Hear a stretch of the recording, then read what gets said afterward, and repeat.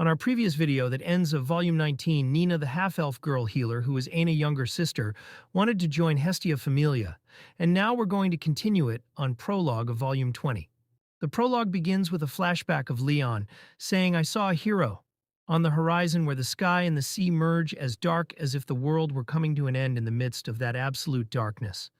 One of the colossal beasts, the legendary sea monster Leviathan, that boasted a body so vast it seemed capable of devouring the world, a creature that created devastating waves just by moving, indescribable with mere words, broke and crushed everything, while the flying drops of water were like bullets.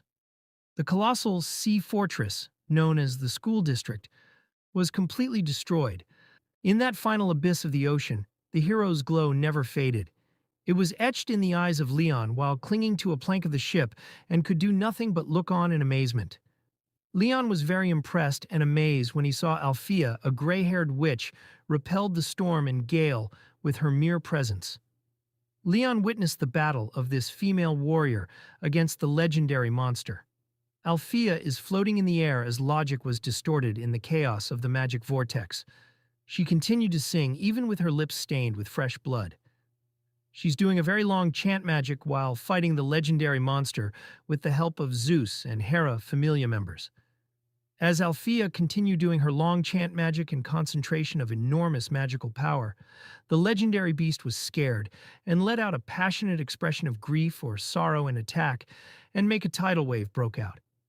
But the devastating sea onslaught capable of devouring and annihilating everything was stopped by the roars of the Althea's comrade. With the magic of the comrades clinging to their rickety rafts, shattered the beast's scales. And then, a single thrust from Althea, a female warrior using her ultimate magic, brought down thousands of flashes of light. The peak of a devastating explosion, devoid of all beauty, enveloped everything. In the final moments, just before Leon losing consciousness, he heard something in that white world. It was the triumphant roar of the heroes who defeated the great beast. Back to the present, Leon comes to realization that the world yearns for heroes. Leon looked out over the school district from the temple tower, the bridge that rose in the center of the colossal ship. When he heard the voice of his god calling him, he turned around. Baldur said, "A message has arrived from the Great Wall." One of the snores echoed from the valley. "I'd like to hear the opinion of a non-human god. How much time do you think we have?" 12 days. Baldur's answer was concise, and Leon did not doubt it. He nodded slowly. "In that case, I'll go, and if I may, I'd like to bring some companions." Leon said he wanted to talk Bel with him. Baldur's ever-closed eyelids curved gently, forming a warm smile. Leon also smiled in response as he took one last look at it. "The adventurer with whom I had an agreement. I want to take this opportunity to dream of a new hero." In Chapter 1, Bel returns to the Hestia Familia base after completing his mission in the school district, under the alias Lapi Flemish. Nina, a half-elf healer of the school district's Baldur class, temporarily joins the Hestia Familia as part of a guild-approved internship program. Nina shows interest and admiration towards Bel, which causes tensions and awkward moments between the female family members, such as Ryu, Hestia, and Lily. The Hestia Familia receives a mandatory quest from the guild to explore the 29th floor of the dungeon, Dense Forest Ravine, as part of their B-level promotion requirements. During the preparations, Nina insists on participating in the expedition, despite Lily and Aina's doubts. Ryu supports her inclusion, noting her usefulness as a healer to reduce potion and supply consumption. The tension between the guild and the school district escalates, resulting in the suspension of practices and collaborations between both entities. The Hestia family faces the consequences of the departure of Nina, who returns to the school district after the suspension of her internship program, leaving family members grieving her loss, especially given her potential as a key healer. Meanwhile, the gods of Orario, led by Hermes, intervene to turn the conflict into an organized event, the Urban Competition Festival, a series of competitions between Orario and the school district to resolve tensions symbolically and definitively. Later, Ice and Bel meet by chance on the streets of Orario. Ice offers to train together, and Bel, excited by the opportunity to improve under Ice guidance, accepts. During training, Ice tests Bel's skills with advanced moves, highlighting his progress but also showing areas where he needs to improve. Bell faces a crucial decision, deciding which side to support in this conflict, as his loyalty to both Orario and the school district puts him in a difficult position. In Chapter 3, The World, the Festival, and Truth. In the past, Leon Vardenberg followed Zald, a level 7 executive, from Zeus Familia into the deep floors of the dungeon, and saw him defeat Udeus in one blow. Zald possessed the best or second-best swordsmanship among Zeus and Hera Familia members, and so the person wanted to steal his technique so that he could cut through a hill. Zald allowed Leon to see his technique because Leon, along with Ottar, Finn, Riveria, and Gareth, were talented enough to become strong enough for Zald to devour and become stronger. Zald later defeated the behemoth, and Ottar, who saw the battle, told that even Leon didn't see it, that the strike that cut down the behemoth was from a conqueror. Leon eventually viewed heroes as conquerors once he witnessed Althea defeating the Leviathan. Those heroes were eventually destroyed by the remaining Black Dragon. In other words, Leon learned and copied the skill of the strongest Familia and make it his own skill, and named it Afterglow. But even so, Leon believed that the ultimate technique he learned must not be lost in order to defeat the Black Dragon and overcome destruction. Leon, Bell, and Nina in the present are about to conduct a field work, which is part of the school district's curriculum. Leon says there is something that really needs to be investigated in the north. They will rush things so that they can make it back in time for the Orariopiad.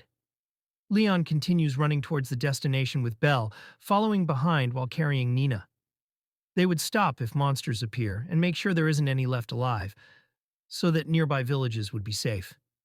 During this, Bell is able to see Leon's fast and strong swordsmanship, which he finds captivating and believes might win against Ottar's absolute defense. After 3 days since leaving Orario, the group arrives at the remains of a town that got destroyed, with half of its residents killed by a dragon long ago. Bell wonders if it's okay for adventurers in Orario to remain as they are despite the crisis the world is facing. Leon says it is not good to be rash, and defeating the Black Dragon requires careful preparation. The heroes from 15 years ago were very strong, and so their loss was a huge blow to the world. Bell asks if Leon knew the Zeus and Hera Familia members, which he replies that he participated in the battle against the Leviathan. But Leon didn't actually fight the Leviathan with the heroes. When Leon first met Baldur and received Falna from him, he spat on his feet and immediately went into the dungeon. Leon would try to beat up anyone he didn't like, but it was impossible to do so to those from Zeus and Hera Familias. Those heroes wreaked havoc everywhere in the city, and Leon, together with Ottar, Finn, and others, would get beaten up by them. Leon then would challenge them and kept chasing their backs no matter how many times he got humiliated. During a flashback, Leon monologues to themselves that the heroes from Zeus and Hera Familias were seen as rotten people before they defeated the behemoth and Leviathan. They didn't accept the existence of weak people and beat them up often. Hera Familia were even worse than Zeus Familia. The level 9 Captain Empress and Althea often beat Leon along with others like Ottar and Finn. Despite the rage and humiliation, Leon is determined to chase after the afterglow of those heroes. But during the battle against Leviathan, he saw the people he hated, which are Zeus and Hera Familia, as heroes, and their brilliance gave hope to the despair he saw. Those heroes were defeated by the Black Dragon, but their afterglow still remains. Surpassing them was a will Zeus and Hera Familias left behind after being defeated by the Black Dragon. In the present, the person now possesses the strength to cut through a hill, which Althea had encouraged him to do so in the past. It just shows that Leon idolizes Althea so much. Leon wants more heroes to rise up and produce a light that will surpass the brilliant scene he saw. He then reveals the true purpose of the fieldwork is to observe Bell as a potential hero. The fieldwork will end the next day, and the group will have an adventure where Leon will assess Bell's capabilities. Back in Orario, the Orariopiad begins as a series of 5 representative matches taking place over 6 days, and the side that wins 3 of the matches first will be the winner. The match begins of the Orariopiad held on the last day as a water battle between teams of 3 people. The match is won so easily by Orario, represented by Ryu, Asfi, and Aisha. Though Orario had won the match, The adventurers and gods comment about Hestia Familia having a level 6. Having a level 6 Ryu is so overpowered, which they feel is unfair. The people of Orario then loudly cheer for Bell, who they believe will be in the final match that's coming next. Alan, who is at the stadium to see the final match, is annoyed at the cheers. Hedden says it's noisy, while Alfred teases him if he feels proud.